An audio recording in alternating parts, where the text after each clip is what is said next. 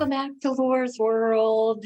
I'm Lori, and I am having the honor of interviewing a girl from San Diego, California this evening. Her name is Jeanette. I started following her months ago on Instagram because I just love her faith and her sobriety. She's just a sweet, sweet person. I had asked her if she would like to do an interview with me, and she said that she would. And so I'm just having such a great time meeting people from all over. And this is what it's all about, sharing our stories and, letting people know that recovery is possible. We don't have to do it alone. We've got each other. And, I was always told when you share your burdens, you cut them in half, and I had a hard time with that in the beginning. I didn't want anybody to know my business because I could handle it by myself. And it's so not true. It's so not true. So I'm waiting for her to come on. I cannot wait to talk to her and see what she has to say and see how she does her recovery, because as you know, everybody does their recovery differently. And you are. Hi. Oh my goodness. It's so nice to finally meet you, darling. Oh, same here. I don't like to do scripts. I don't have anything written down that I want to ask you. I just want to have a lovely conversation between two sober women. So I would love just to hear a little bit about, what was going on with you and what made you, decide to get into sobriety and what your journey's been like. And I'm excited to do this as well because it literally forces me to step out of my comfort zone, because I have been pretty much guarded with everything in my life. Like, I kept it so, guarded, basically protected. Nobody knows my true feelings. I can fix everything, that type of thing. Yes. So if anything goes wrong, I'm not going to go around telling the whole world. I'm going to fix it and figure it out at home and be done with it, because nobody needs to know anything, basically. Yes. So that was my mentality for a long time. But I know now that, my gosh, what a lie. I was living for so long, just trying to figure everything out on my own. It's exhausting.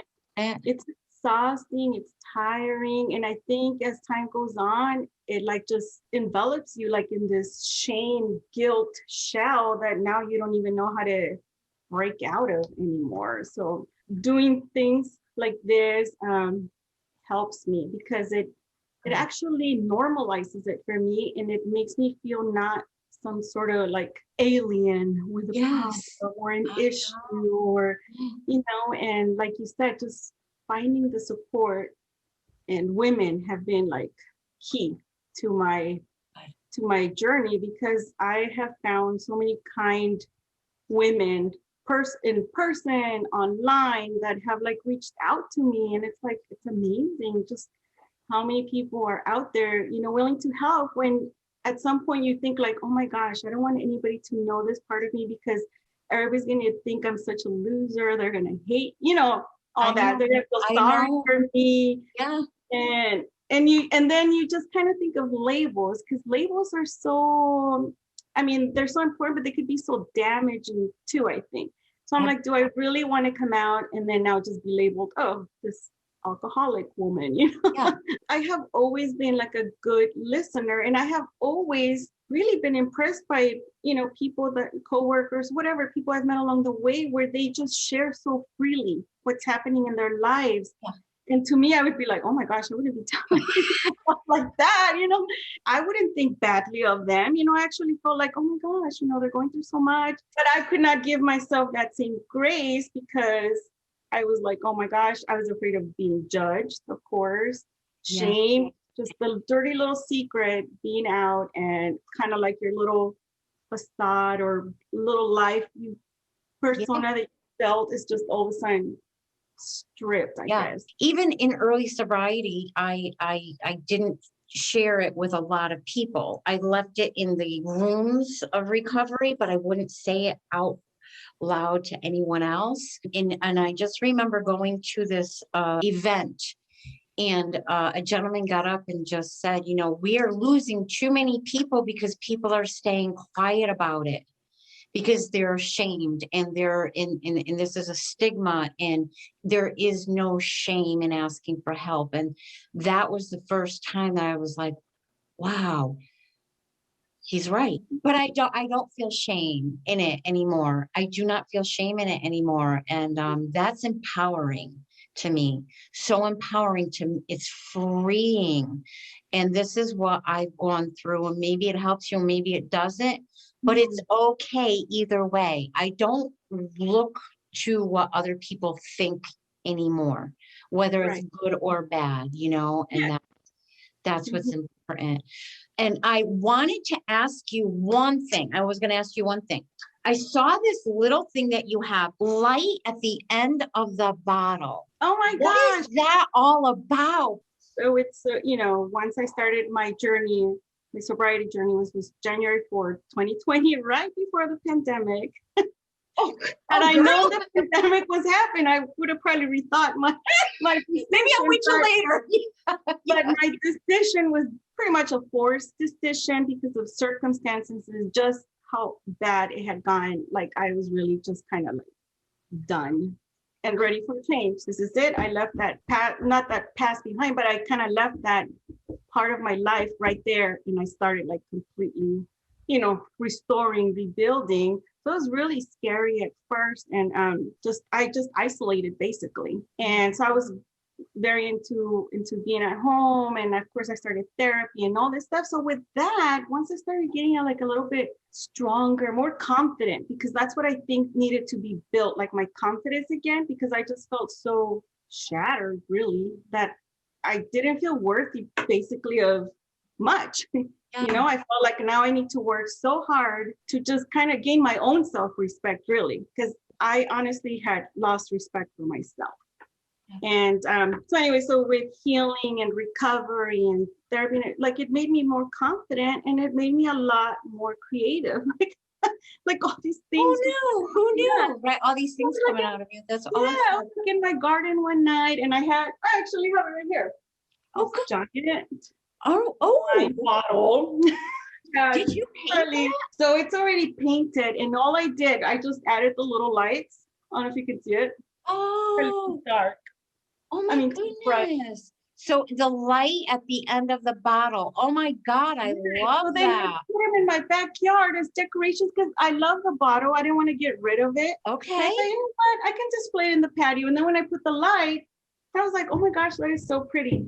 And then It is pretty. one of my friends said, oh my God, you should make more and, maybe gift them or sell them or whatever. I'm like, yeah, that's a great idea. So I just started making them for fun. And basically it's just wine.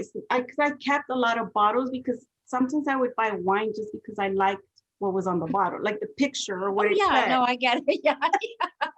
Yes, I was like, well, I don't want to get rid of it because they're like Right? so pretty. Yeah. So I said, well, I'm just gonna turn them all into little lamps now. And I put them outside my patio, and then I started an Instagram page for it. Oh my God. And then I've been doing like little pop-up markets here and there. But it's just like a fun, creative thing. And I think it just has allowed me to kind of put like a positive end to my wine career. I love it. Wine is wine. Wine is good. Wine is fun. Wine is beautiful. But once you get past that point, then it's ugly. It's hurtful. It's horrible. It could turn me into a monster, because it would. So when I came up with the little lights, I'm like, oh my gosh, light at the end of the bottle. I mean, it's not the most unique name, but to me, it was like, it kind of made me have like closure and be like, I'm done. And I have found light and I'm okay. I'm happy with it. The first few months were pretty hard, and not so much because of craving, because I think I was just so sick of it. It just kind of made me not even crave it anymore at all. Like I would see it and I was disgusted by it, which was a blessing in disguise. So I thank God for that, obviously. Yes. So it kind of helped me to get first those few months. The most thing that was harder for me was facing people after, everything happened and I made my decisions, and now I'm stuck at home. I'm isolated because that's what I knew what to do. When things went wrong, I usually just isolated at home, didn't talk to anyone, didn't go around asking people for help or advice. I just stay home, let time go by, then I go back to my old, Yeah. and then it just continues. But this time, it was different because I was like, done, and I didn't want to have these excuses like, well, I'm feeling better now. That issue that happened because of it, it's fixed now. Years, I don't really have a problem because it was just like a one night thing.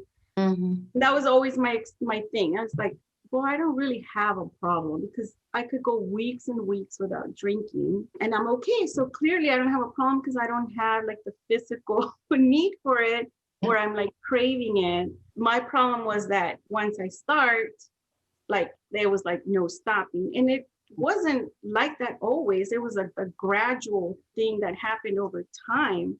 To me, it was like scary because, when you're in it, you kind of don't think about it too much because, you're going with it. And then you have a bad episode and you're like, well, you know what? It just got out of hand. I started waking up with bruises on me. I started waking up going, oh my God, what did I do? What did I say? I just was not remembering anything. But inside, I was dying inside. Like, oh my God. We know inside. Yeah. Like once you get to a point where you had 2-3 episodes, you're like, okay. Yeah. You're still in denial though, because you don't want to be that person. It's something else. The one of the bunch that, oh my gosh, you're the only one. Everybody else can drink, get drunk, and then they're good. But you get drunk and you get sloppy and stupid and and it's crazy and crazy wasn't the word. Yeah, it's embarrassing. Yeah. But then, first couple of times it's like people are like, it happens to everyone. It's not a world drinking. Don't worry. And then you kind of like, you know what, you're right. Even though inside you're like, no, that was not okay because that was completely wrong. But you just kind of make yourself better. And then you start believing it. You know what, it's not that bad. Like everybody drinks when you go out, whatever. But so little by little, I started noticing that it wasn't so much how often I was drinking, but when I drank, how I just could not have a limit anymore. Like at first, I was like, yeah, I'll have only 2 drinks and a glass of wine. Or I'm not going to mix, once you start getting into that territory where you're like, I'm just going to have wine. I'm not going to mix. You're just trying to make it work for you, and it's never going to work because you already, well, at least I already knew, like I knew deep in my soul that this is trouble for me. Like, okay, so we're just going to drink 2 drinks and that's it, which is fine for people, normal, like regular people that can regulate. And I would say that to myself before every time if we went out to dinner or whatever, I do so many things and I'm so busy all the time. I deserve to have a night where I can just unwind and not care about anything, which is fine one night. But when it starts to become every single time you're going to go somewhere, that's just going to be your night to let loose, then that's when the problem started for me. Because then after a while, I noticed that I was looking forward to doing fun activities because I knew that was going to be my time that I could freely drink without feeling guilty about it or judged. Because I was like, well, I'm in a group, a lot of people having fun. Everybody's having drinks. Everybody's having fun, and why can't I? So I saw that as normal. But, if I drank more at home in the beginning, then I thought, no, this is wrong. I can't be drinking alone because it's a sign of a problem. But after a while, I didn't care anymore. It just kind of progressed and just got more. And then when I kind of started, just enjoying myself more, drinking, my girls, I have 2 daughters, so they were still, they were probably like middle, or in elementary school, but probably like a little bit of higher grade. So I didn't have like little kids to tend to anymore. And I was a stay-at-home mom, for their whole childhood. So once I had a little bit more freedom and I felt like, oh, I could relax now. I can actually have wine and go to happy hour and, things like that. Because prior to that, I did belong to a mom's play group and we would have mom's night out once a month. But it was super we go to Chili's, have dinner for an hour or 2, and then everybody just goes back home. There was no drinking or bars. It was just dinner. You wanted to have a glass of wine, it was fine. But that was pretty much my drinking. But once I got comfortable where, okay, well, the girls are a little bit older, I can go across the street to my neighbor's house, they can stay at home, and, it's a good time. And it's a nice summer night, good neighborhood, But so that's really what kind of got me into drinking, because it kind of made me relax and not be so tense thinking about like everything I have to do at home. So that's kind of how it started. And then craft beer scene blows up. And I'm not bringing craft beer, but when the craft beer scene like pretty much got so popular, it just started. They glamorize it. It's like, it's not them, it's us. We're individuals and we have our own choices, and we all have, we have to have our own control. But anyway, so that's basically how it just became more common, and it didn't feel as bad because I'm not in a dive bar. I'm in a brewery, which is cool. There's games, there's upscale, nice, and you're like, I'm like living the hip life, Yeah. And at first, I honestly, like, I would have never even thought like, oh my God, craft beer is going to be the thing that brings me down, because I wasn't even really so much of a beer drinker. And then all of a sudden craft beer comes along, and I literally just, started, trying different beers. And I think I never really liked them. I think I just got used to the flavor. Mm-hmm. And once the alcohol started becoming more of a, taking a little bit more control, then I didn't even really care how good or bad I don't even care who made them anymore. It's just like I would just literally look at the alcohol content. I knew craft beer had a lot of alcohol because that's why it's craft beer. It's not your regular 4% Bud Light. It did not matter to me anymore. Just like what you're saying, I didn't care. I hated gin. I would drink gin if I didn't have anything else. I will drink anything to pass out, blackout, whatever, because that's where it got me. Yeah. If I'm going to do this now, I'm just doing it to black out. I hated the way my life was going so badly that it was one of those things that switched in my head. It's not fun anymore. It's making me sick. I can't control it anymore. Mm-hmm. I'm a loser. I am pathetic. I have no willpower. And so if I'm going to do this, screw it. I'm going to do it all the way. I'm an all or nothing girl, all or nothing. So toward the end, I was drinking at home every night by myself. And instead of, waking up in the morning, I was coming to in the morning. Mm-hmm. And I'm like, what am I doing to myself? Yeah. My goodness, And I'm not saying that before this I didn't drink. Of course, I was young. No, yeah, I was drinking, but once I got into the space where I have kids now to take care of, and I'm a stay-at-home mom, then drinking wasn't that important to me. I mean, I'm sure I would have like an occasional margarita here and there, but it wasn't like the thing. I get that. It happened once the kids were a little bit older and stuff, and then just having all these fun things to do like on the weekends, and you just let loose, and then everybody's kind of like on the same trend, so it doesn't feel bad. It feels like you're an adult, you're having a good time. Until you're not having a good time anymore. Exactly. I think you said it before, you knew deep in your heart, and that's the tricky part, because you're drinking and you're having a good time, and then but there's sometimes you would look at for me anyway, I would look at it and go, ooh, tonight is going to be a bad night. Like I just knew, but I pushed those feelings aside and continued. Yeah. And for me, it was more like, okay, if I overdrink one night, it's okay, because I'm still going to get up the next day at the same time. I don't care if I'm dying. I'm going to put on my makeup. And I'm going to show up. Yeah. However, but I'm going to show up. I'm not going to let anybody see me like, oh, she's not going to wake up tomorrow.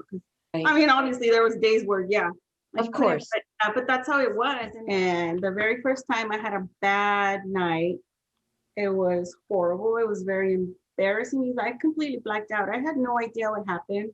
The next day in the morning when I woke up so confused, so like scared, and then just so embarrassed and ashamed. And that's when I thought, okay, it was one night. not a big deal. I overdid. I think it was like some big football Sunday. Not Super Bowl Sunday, but some playoff game. So it was like, it's okay, everybody drink. But then when it happened again, maybe 6 months later, like say we went out to dinner or whatever, I could be like, okay, I'm just gonna have a glass of wine, a beer, whatever.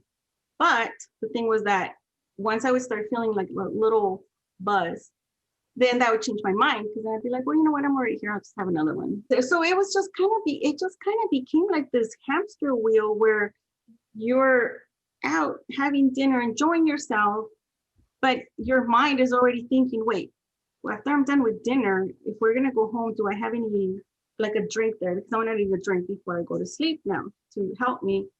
So that's kind of like how it just kind of like towards the end, those were kind of like my signs already. And I knew, like, I knew deep down inside, because I did all the quizzes online.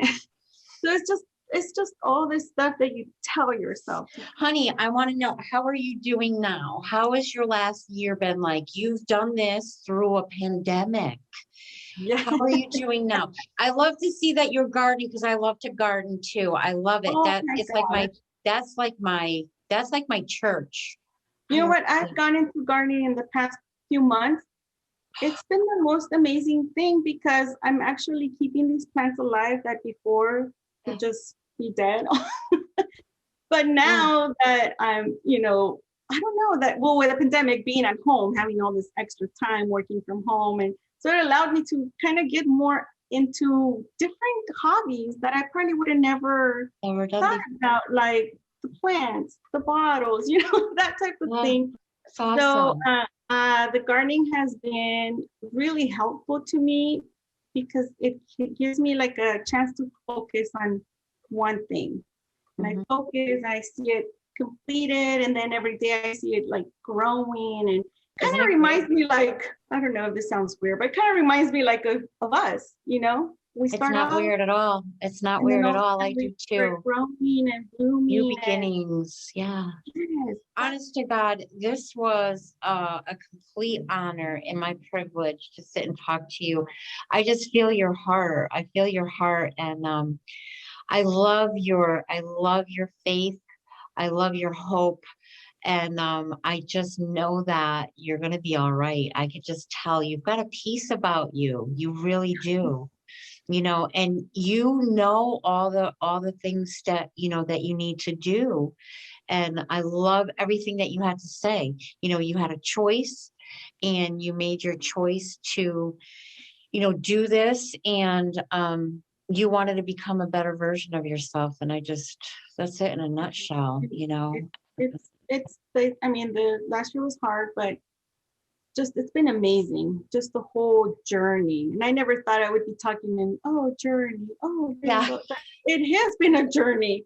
Yeah, like, sure there's has. days that I'm like down on the floor, but it's just like, it's just part of it. It doesn't last as long though. And I just want to say, it's not, my life is definitely not perfect. I still have a lot of things to work on, but I think what has changed is just the outlook. Well, it has been a complete honor and privilege doing this with you, Jeanette. I feel like I made a really good friend today. And now when I see you on Instagram, I feel like I know a part of your heart and soul. And for that, I thank you, honey. And thank you for reaching out. I'm so glad Thank you. I did this. You are amazing, and I love your little messages every morning. Thank you so much. You made my night. And thank you for what you're doing, because you literally are bringing hope to so many people by doing this. Thank you. You have a wonderful evening. You too. Thank you.